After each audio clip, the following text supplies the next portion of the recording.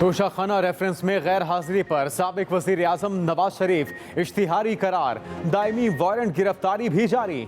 अदालत ने मुसलसल गैर हाजिरी पर नवाज शरीफ का केस अलग कर दिया। जज एहतसाब अदालत का 7 रोज में नवाज शरीफ की मनकूला और गैर मनकूला जायदाद की तफसीलात पेश करने का हुक्म। अदम पेशी पर जायदादें मुंजमद की जाएंगी। तहरीरी हुक्मनामे में अदालत ने कहा, तफ्तीशी अफसर इंटरपोल समेत नवाज शरीफ की गिरफ्तारी के लिए ठोस इकदाम करें। नवाज शरीफ के अल-अज़ीज़िया और एवन फीड रेफरेंस में अपील कल समाअत के लिए मुकर्रर। इस्लामाबाद हाई कोर्ट के जस्टिस आमिर फारूक और जस्टिस मोहसिन अख्तर कियानी पर मुश्तमिल बेंच दरखास्तों पर समाअत करेगा। अल-अज़ीज़िया रेफरेंस में नवाज शरीफ की सजा के खिलाफ मरकजी अपील भी कल समाअत के लिए मुकर्रर। अदालत ने नवाज शरीफ को 10 सितंबर तक सरेंडर करने का हुक्म दे रखा है।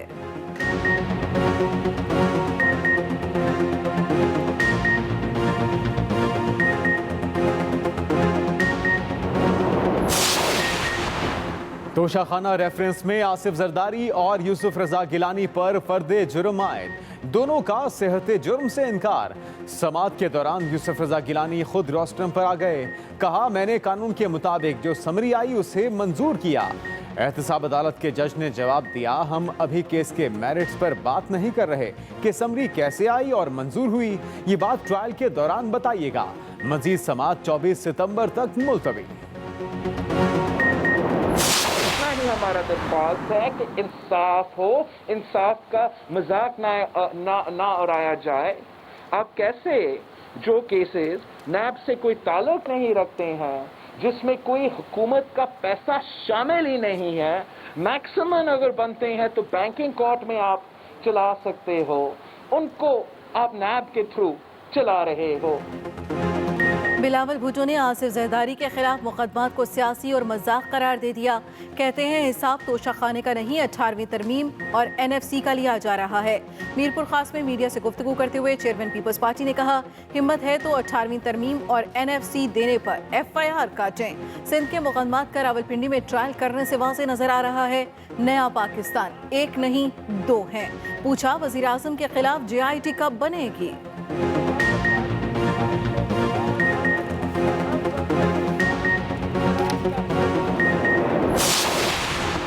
बिलावल जरदारी की जानिब से एहतसाब को मजाक का नाम दिया जाना एक भोंडी हरकत है। वजीर इत्तलात पंजाब फयाजुल हसन चौहान का रद्द अमल। सूबाई वजीर ने कहा, सिंध पर 13 साला राज के बावजूद बुनियादी सहूलियात की अदम दस्तियाबी से बड़ा मजाक कोई नहीं। पीपल्स पार्टी ने अपने कायदीन को बचाने के लिए मनी लॉन्ड्रिंग कवानीन की मुखालफत की। पीपल्स पार्टी की करप्ट हरकत ने पाकिस्तान को फैटिफ की ग्रे लिस्ट में धकेला।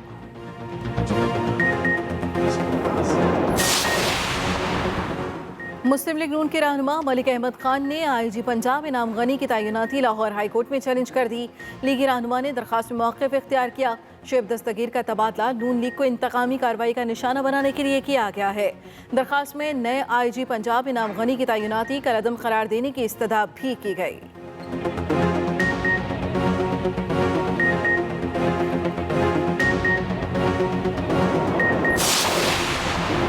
महकमे पुलिस में तबादले इंतजामी मामला है। पुलिस को मुकम्मल तौर पर गैर जानिबदार बनाना है। वज़ीर आला उस्मान बुज़दार की पंजाब के नए इंस्पेक्टर जनरल इनाम गनी से मुलाकात में गुफ्तगू। वज़ीर आला पंजाब का नए IG के लिए नेक ख्वाहिशात का इजहार। सूबे में अमन व अमान की सूरत हाल मजीद बेहतर बनाने की हिदायत देते हुए कहा, जराइम पेशा अनासिर के खिलाफ बिला इम्तियाज कार्रवाई की जाए, कोई दबाव कबूल ना किया जाए।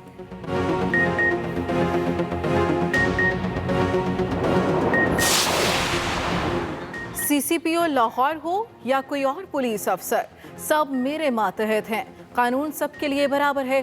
पंजाब के नए इंस्पेक्टर जनरल इनाम गनी की प्रेस कॉन्फ्रेंस। कहा, सीनियर जूनियर का कोई मसला नहीं। हुकूमत का काम है पॉलिसी बनाना, हमारा काम है पॉलिसी पर अमल दरामद कराना। वही करेंगे जो कानून के मुताबिक ठीक होगा। जो अफसर अपनी ड्यूटी पूरी नहीं करेगा, अपने ओहदे पर नहीं रहेगा।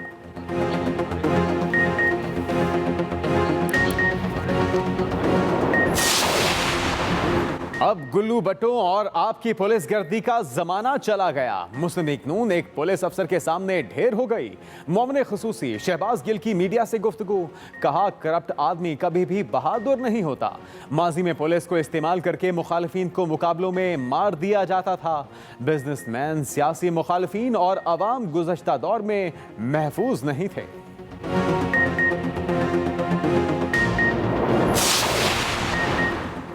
पहले सोचा होता तो ना आज तवानाई का बहरान होता और ना ही आवाम पर महंगी बिजली का बोझ पड़ता। माजी में बरवक्त फैसले न होने से इंडस्ट्री को नुकसान हुआ। वज़ीर आज़म इमरान खान का इस्लामाबाद में सेमिनार से खिताब। वज़ीर आज़म ने कहा, विफाक सूबों को उतना ही पैसा दे सकता है जितना टैक्स जमा होता है। सब्सिडी का मकसद गरीब आवाम को ऊपर लाना और GDP को बढ़ाना होता है, लेकिन सब्सिडीज वो लोग इस्तेमाल कर रहे हैं जो ताकतवर हैं। ख्वाहिश है बड़े बड़े मसाइल पर कौमी सतह पर बहस हो। अपोजिशन की ऑल पार्टीज कॉन्फ्रेंस के एजेंडे पर काम शुरू कर दिया गया। रहबर कमेटी के अरकान एजेंडा मुरतब करने में मुआवनत और अपनी जमात के मौक़िफ़ बारे तमाम अपोजिशन को आगाह करेंगे। 20 सितंबर को इस्लामाबाद में होने वाली APC में 11 अपोजिशन जमातें शरीक होंगी। APC की मेज़बानी पीपल्स पार्टी करेगी। BNP मैंगल के सरबराह अख्तर जान मैंगल और नेशनल पार्टी के रहनुमाओं को भी दावत दी जाएगी।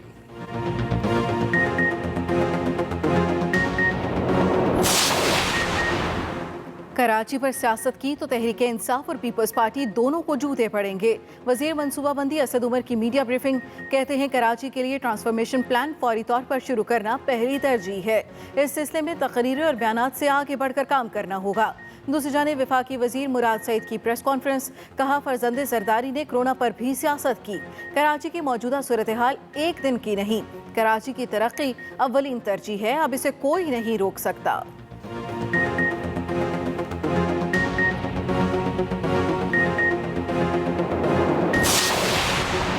एडमिनिस्ट्रेटर कराची इफ्तिखार शहलवानी पहली प्रेस कॉन्फ्रेंस अधूरी छोड़कर चले गए। इफ्तिखार शहलवानी ने कहा, मेरा सियासत से कोई ताल्लुक नहीं, सियासी सवाल ना करें। सहाफ़ी के दूध की कीमतों के हवाले से सवाल पर इफ्तिखार शहलवानी का नाराज़गी का इजहार, जवाब दिए बगैर वापस चले गए।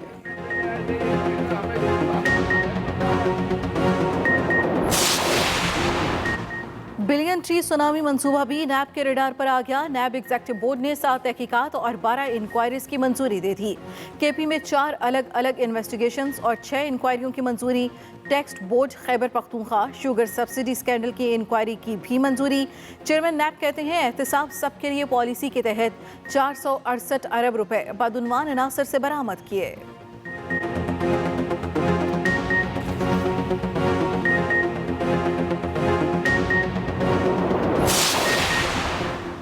वज़ीर ख़ारजा शाह महमूद कुरैशी 2 रोज़ा दौरे पर मॉस्को पहुँच गए।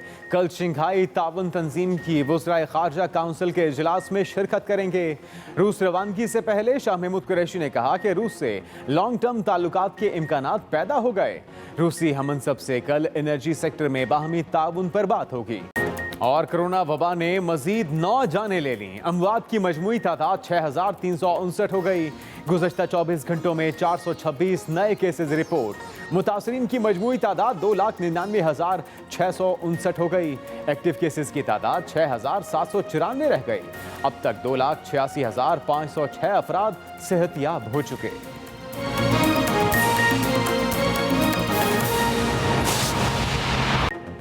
सबसे पहले अहम खबर, army chief general Qamar Javed Bajwa की जेर सदारत कोर कमांडर्स कॉन्फ्रेंस। ISPR के मुताबिक कोर कमांडर कॉन्फ्रेंस में लाइन ऑफ कंट्रोल की सूरत हाल, इलाकाई सलामती और ऑपरेशनल तैयारियों पर ब्रीफिंग दी गई।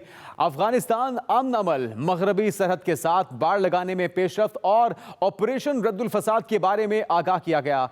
फोरम ने तमाम शोबों में मस्बत पेशरफ्त और मुल्क में सिक्योरिटी की बेहतर सूरत हाल पर इत्मीनान का इजहार किया। मजीद तफसीलात क्या हैं, जानते हैं अपने नुमाइंदे खालिद महमूद से। खालिद महमूद, क्या अहम उमूर जेर गौर लाए जा रहे हैं? ये जिन्हें देखें जी, आज army chief general Qamar Javed Bajwa की सदारत में 235वीं कोर कमांडर कॉन्फ्रेंस हुई, जिसमें मुल्क की जो सूरत हाल है उस पर तफसीली गौर किया गया। खुसूसन जो मुल्क की मगरबी और मशरकी सरहदों हैं उसके हवाले से भी तफसीली आज की कोर कमांडर कॉन्फ्रेंस में गौर किया गया। और जो अफगानिस्तान का अमल है उसके बारे में भी आज ब्रीफिंग दी गई खसूसी तौर पर कोर कमांडर को। इसके अलावा जो फेंसिंग का अमल है अफगान बॉर्डर के ऊपर उसकी तमाम तफसीलात से भी आज कॉन्फ्रेंस को आगाह किया गया। एक मतलब फिर जो भारत की जानिब से लाइन ऑफ कंट्रोल की मुसलसल खिलाफवर्जियां की जा रही हैं उस बारे में भी तबादला ख्याल किया गया। और कॉन्फ्रेंस को ये बताया गया कि तकरीबन 2200 मरतबा इस साल भारतीय फौज ने जो है वो कंट्रोल लाइन की खिलाफ वर्जी की, जिसमें दर्जनों जो लोग मासूम शहरी हैं वो इसमें शहीद हुए। इसके अलावा आज फिर कोर कमांडर कॉन्फ्रेंस ने इस अज़म का इजहार किया कि भारतीय जारियत का जो है वो हर सूरत में मुकाबला किया जाएगा और भारत की जानिब से जो भी कार्रवाई की जाएगी उसका भरपूर अंदाज में जवाब दिया जाएगा। इसके अलावा आर्मी चीफ ने चूंकि 6 सितंबर को भी जिक्र किया था 5th जनरेशन वार का, आज भी उन्होंने कोर कमांडर कॉन्फ्रेंस में इसका जिक्र किया और आर्मी चीफ का ये कहना था कि हम इसका भी मुकाबला करेंगे और जो हुकूमत की पॉलिसियां होंगी उसके मुताबिक 5th जनरेशन हाइब्रिड वार जो शुरू है इस वक्त हम उसका मुकाबला करेंगे, जिसके जरिए फौज को बदनाम करने की कोशिश की जा रही है। और जो हमारे पाकिस्तान के जो पाक फौज के जो कारकर्दगी है उनके जो मंसूबे हैं उनको सबूताज करने की कोशिश की जा रही है। इस हवाले से इसका मुकाबला किया जाएगा और इसको भी दीगर जो दहशतगर्द जिस तरह तंजीमों को नाकाम बनाया गया, दहशतगर्दी का खात्मा किया गया, इसका भी खात्मा किया जाएगा कि ये वार जो है ये फौज के खिलाफ शुरू की गई है और इसका भी खात्मा किया जाएगा। इसके अलावा जो मुल्क की सलामती है, अंदरूनी सलामती है, उसका भाई तफसीली गौर किया गया और खुसूसन जो कोविड में पाक फौज ने अपना किरदार अदा किया उस पर भी तफसीली आज कोर कमांडर कॉन्फ्रेंस को बताया गया।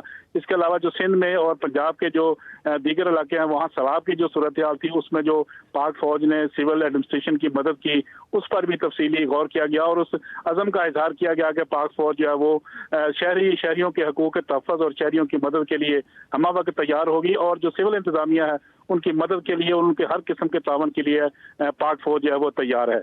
जी खालिद महमूद, इसके साथ साथ मगरबी सरहद के साथ बाड़ लगाने में पेशरफ्त और ऑपरेशन रद्दुल फसाद के हवाले से भी गुफ्तगू हुई। इस बारे में क्या तफसीलात हैं? जी देखिए, ये ऑपरेशन अभी वजीरस्तान में जारी है क्योंकि गुज़श्ता रात भी एक ऐसा ऑपरेशन किया गया था जिसमें 4 दहशतगर्दों को मारा गया, 10 जो है उनको गिरफ्तार किया गया। आज भी उसका जिक्र हुआ कि ये ऑपरेशन कामयाबी के साथ जारी है और जहां भी हाइड आउट्स पे नजर आती हैं यहाँ पता चलता है इंटेलिजेंस बेस की बुनियाद पर वहां पे ऑपरेशन किया जाता है।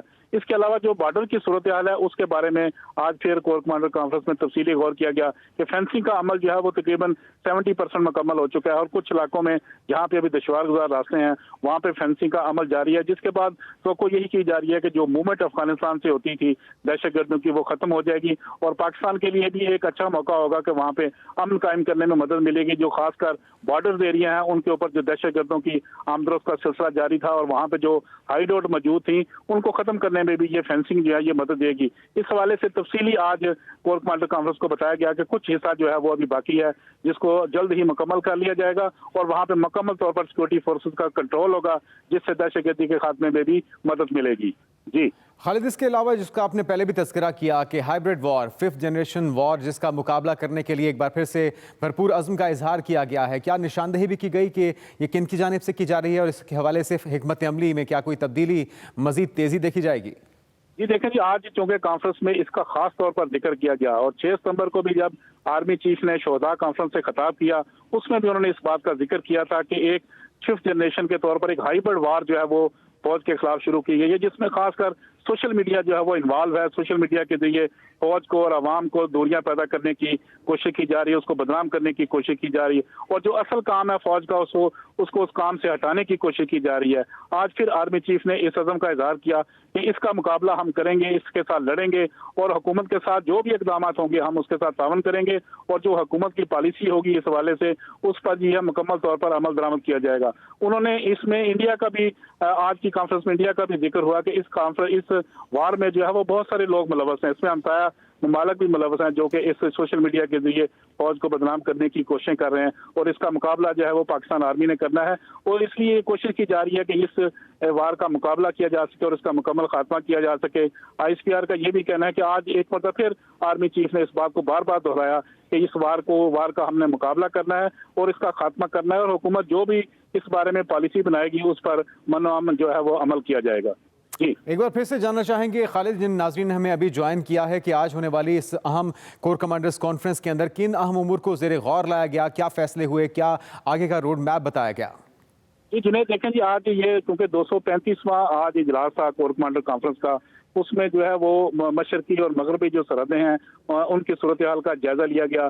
खुसूसन जो अफगानिस्तान में नई हुकूमत के बाद जो तालिबान की रिहाई और तालिबान के साथ जो मुज़ाकरात हैं उसमें जो पाकिस्तान का किरदार है उस बारे में तफसीली गौर किया गया और अफगानिस्तान का जो अमन अमल है उसमें पाकिस्तान की जो शराकत है, पाकिस्तान क्योंकि एक स्टेक होल्डर है हमसाया मुल्क होने के नाते, उस पर भी तफसीली गौर किया गया। लेकिन खास तौर पर जो बॉर्डर फेंसिंग है उस पर तफसीली गौर किया गया और कोर कमांडर कॉन्फ्रेंस को ब्रीफ किया गया कि पाकिस्तान ने अब तक 80% के करीब जो है वो फेंसिंग का काम मुकम्मल कर लिया है। कुछ दो दुश्वार गुजार रास्ते हैं उनके ऊपर जो है ये फेंसिंग का अमल जारी है, जिससे दहशतगर्दी के खात्मे में मदद मिलेगी। और जो ऑपरेशन रद्दुल फसाद बॉर्डर के एरिया में और जो वजीरस्तान के इलाके में शुरू किया गया है उसमें मजीद कामयाबी होगी कि इस तरह बॉर्डर मूवमेंट पर जो दहशतगर्दों की जो आमदोरफ्त है उसको रोका जा सकेगा। और वहाँ पे चूंकि इसके बाद पाक फौज का मुकम्मल तौर पर बॉर्डर एरिया में कंट्रोल होगा, जिसकी बिना पर यह जो है खास तौर पर जो है इसको रोका जा सकेगा कि कोई नकलो हमत अफगानिस्तान की जानिब से पाकिस्तान की हदूद में नहीं हो सकेगी। जबकि दूसरी जानिब जो इंडिया का जिक्र किया गया वो भी खास